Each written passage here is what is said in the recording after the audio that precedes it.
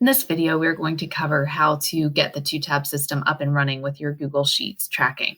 So how to get the toTabs add-on, how to run that toTabs add-on, a little bit about marking the learner's progress using toTabs, and then a couple limitations and snags of the program. So you'll remember from the opening video that you can find a section in the website on tracking learners' progress.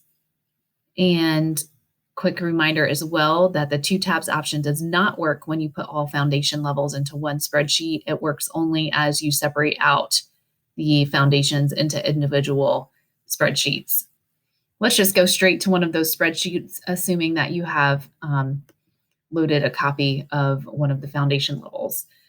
So the first thing that you want to do is go ahead and load your roster into the spreadsheet. So I have a kind of sample roster here.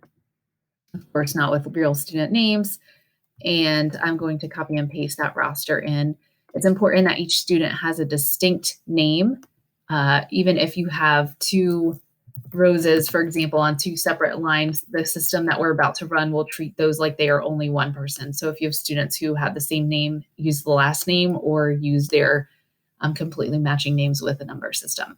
All right, let's talk about how to get the toTabs add-on. So up here in your menu, choose the add-ons, click on the add-ons option, and then click on Get Add-ons.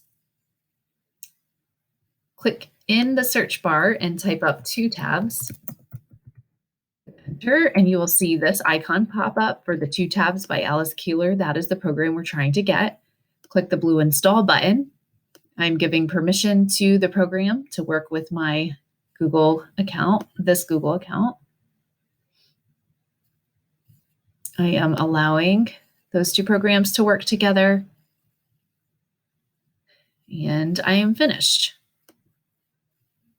You can see it's installed because I now have the option of uninstalling. Okay, go ahead and click out. Click the X to get out of that dialog box, and you're back to your sheets.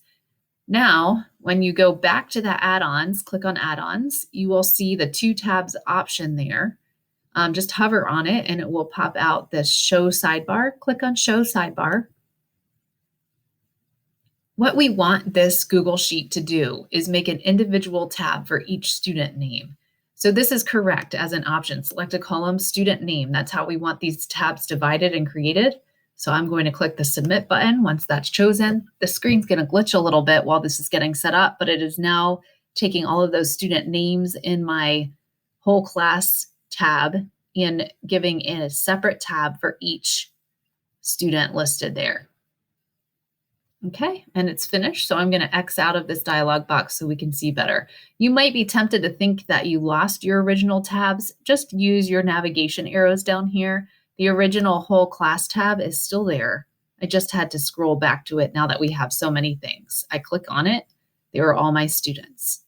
What toTabs will do for you from this point on is anytime you upload a student's information or update a student's information, say CPA finishes this oral task 1, and let's say she finishes a reading task.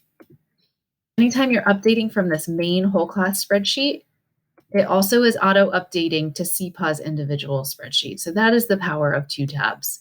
One major warning, when you add a new student, let's say you have a rolling enrollment, John will not get a new tab until I run the toTabs again.